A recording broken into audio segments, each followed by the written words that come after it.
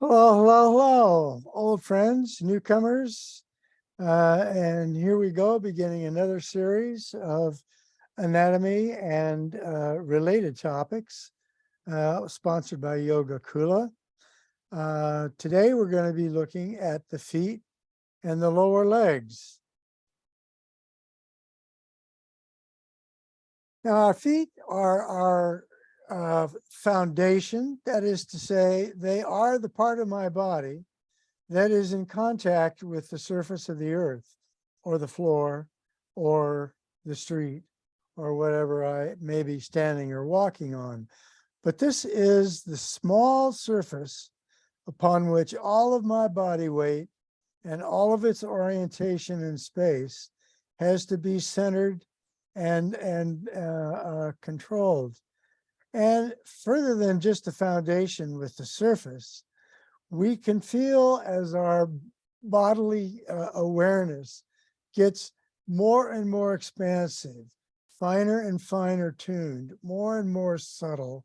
We can feel the actual rooting of these feet, not just resting on the surface of the earth, but rooting down into the earth. What do I mean? We're not sinking down into the ground, but the earth has around it a large electromagnetic field that rises up around the outsides of the globe to the North Pole, down through the core, flowing out from the South Pole, and so forth. It's like a magnet, exactly the same as the field of a magnet. We have the same field in a smaller version.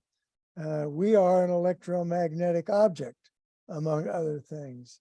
So we have our alignment of electromagnetic forces, just like the bar of a magnet, and we're aligned with that larger magnet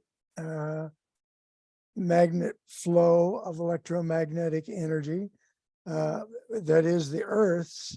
And when we feel our field aligning more and more closely with that of the earth, there is a sensation to be experienced that comes with practice and focus, that is a feeling of just my field sinking down into the field of the earth, rising up around and lifting towards the vertical of that electromagnetic pole, and so on. But this is what I mean by rooting, the sensation of my field merging with the earth's field and standing in the midst of much more than just gravity and my feet on the ground, if you can follow what I'm saying.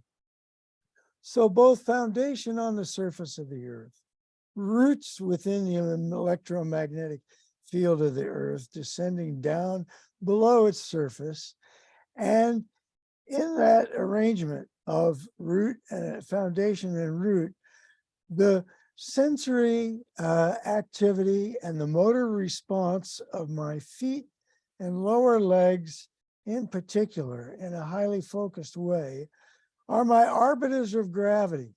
That means these are the muscles that are responsible for keeping that upper body under my mental control, so that in the gravitational field, I'm not falling, I'm not helpless, I'm not tilting one direction or another, but continuing to maintain through a highly orchestrated sensory motor reflex system, just the right tensions and just the right lengths and shifting tensions and shifting lengths that keep this entire upper body safely absorbed, safely supported by not only the structure, not only the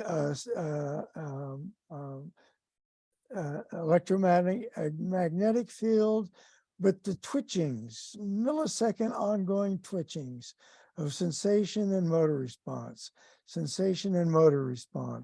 that keep my body upright and safe in my bipedal pose.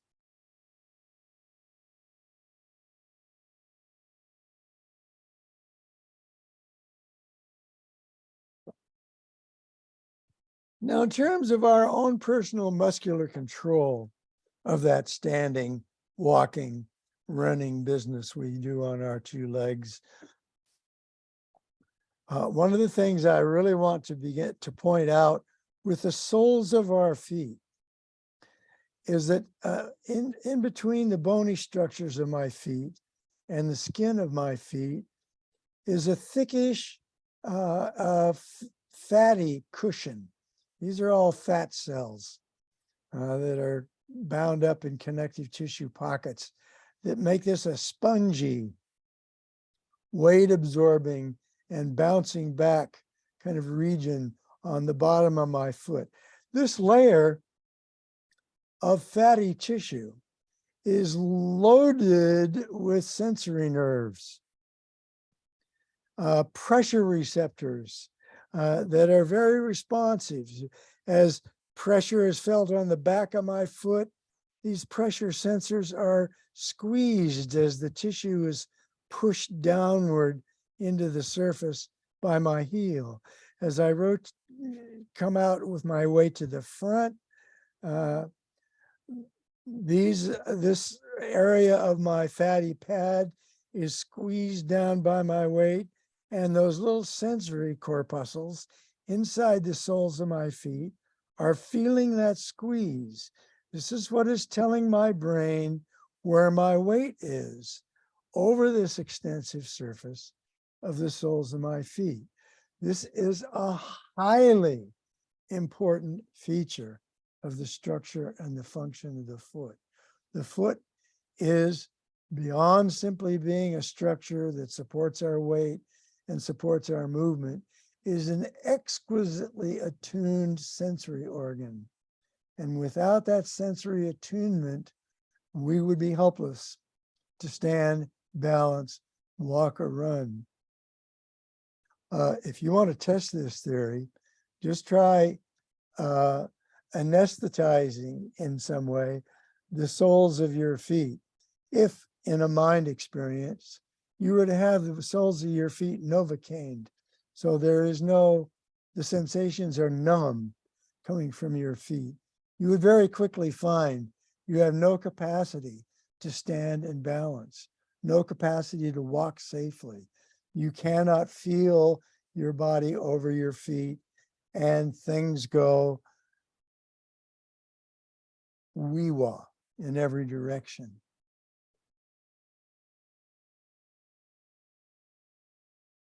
So here is a diagram of that bottom of my foot with its fatty pad that is contacting the surface I'm standing on. Now, bipeds have 4 connection points to the to the ground, and those 4 connection points mean that it is supported by a broad surface.